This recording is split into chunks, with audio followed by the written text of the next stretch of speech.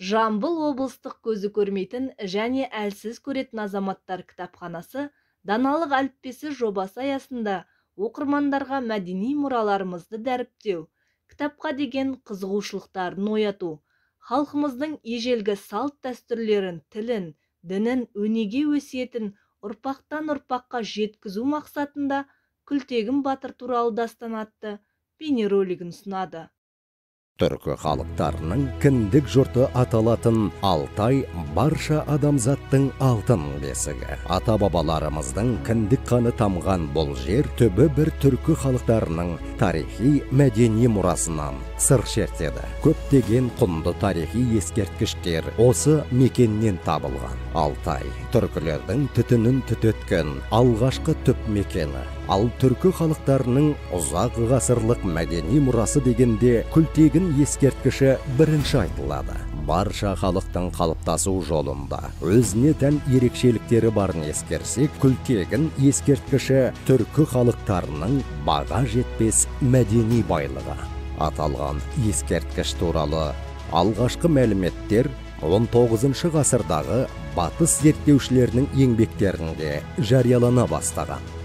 Күлтегін қабіріне қойылған екі ескерткіштің бірі ғылымда кіші жазу, ал екіншісі үлкен жазу деп аталып кеткен.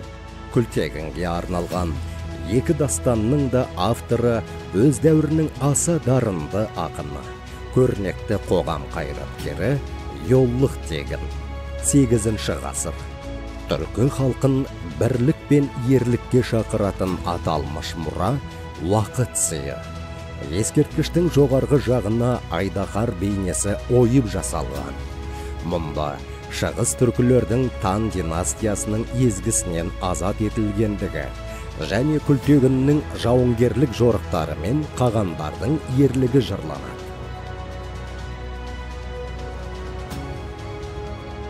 Мұндағы Күлтегін деп отырғанымыз дәуіріндегі түркі мемлекетінің көрнекті әскери қолбасшысы, көк түркінің көк семсері атанған атақты батыр, Құтлық Қағанның кенже баласы, әкесінен жастай жетім қалып, ағасы Қапаған Қағанның тәрбиесінде өскен.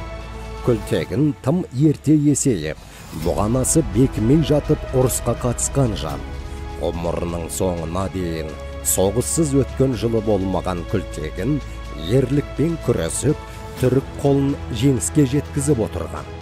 Күлтегін күтпеген жерден қайтыс болған кезде Білге Қаған Қытайдан шеберлерді арнайы шақыртқан. Даңқты жауынгердің өлімін жоқтауға көрші мемлекеттерден көптеген адамдардың келгендігі тарихтан жақсы таныс. Күлтегінге қойылған мәңгі тас барша адамзаттың баға жетпес тарихи байлығы.